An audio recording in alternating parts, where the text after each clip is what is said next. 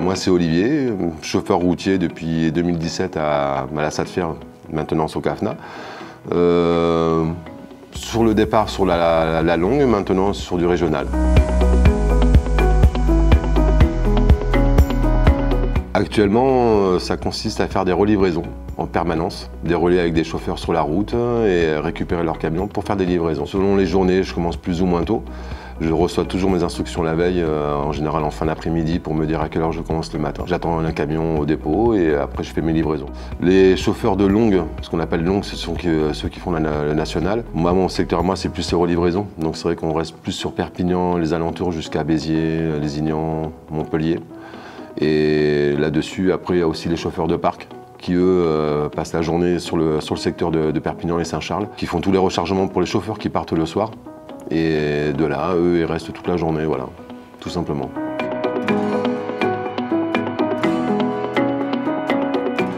Alors ma journée type, en guillemets, il n'y en a pas vraiment. C'est aléatoire en fait par rapport à la permanence qui m'envoie les informations la veille.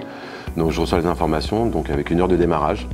Du coup, on ne sait jamais à quelle heure on finit la journée parce que automatiquement, on sait qu'on commence et selon les clients qu'on peut avoir ou selon les contraintes qu'on va avoir de la journée, ça peut être aléatoire. Quand je finis ma journée, en général, je pose le camion. De là, je vois quand même avec la permanence s'il n'y a plus besoin de moi spécialement pour autre chose. Et après, je rentre chez moi tranquillement. Voilà. Moi, je suis à un quart d'heure du dépôt, donc je suis assez content de ça.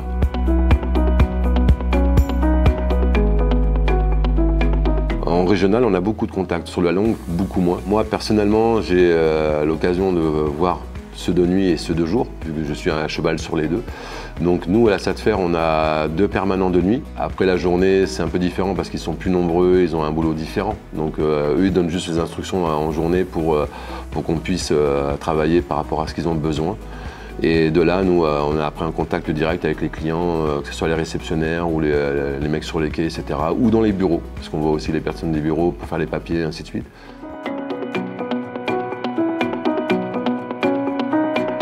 Alors pour tout ce qui est formation, moi je conseille aux gens d'aller voir le Pôle emploi ou le centre de formation le plus proche. Le permis, donc permis VL de base.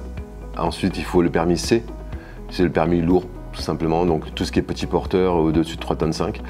Et ensuite, il faut le EC, donc après tout ce qui est en semi. C'est quelque chose qui est peut-être impressionnant au départ parce que voilà, il y a des formations qui sont plus ou moins longues selon l'âge aussi des gens qui participent. C'est une base toute manière qu'on doit tout savoir parce qu'il faut tout savoir la carte de conducteur pour pouvoir conduire.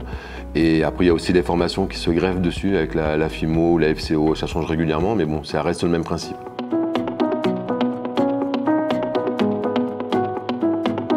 Alors on a un peu plus de liberté selon les entreprises pour qui on travaille éventuellement, mais c'est vrai que nous on n'a pas à se plaindre de ce côté-là. Quand on veut une journée, quand on veut quelque chose, on arrive toujours à s'arranger.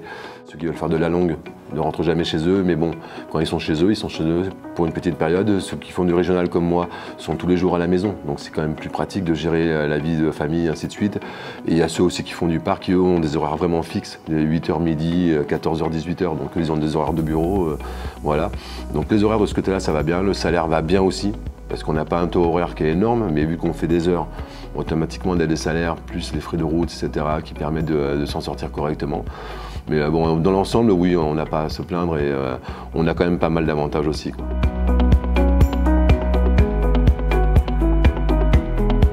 Ayant fait beaucoup d'entreprises dans ma vie, je sais que prendre un groupe qui est régional mais qui fait aussi du national, ça a beaucoup d'avantages.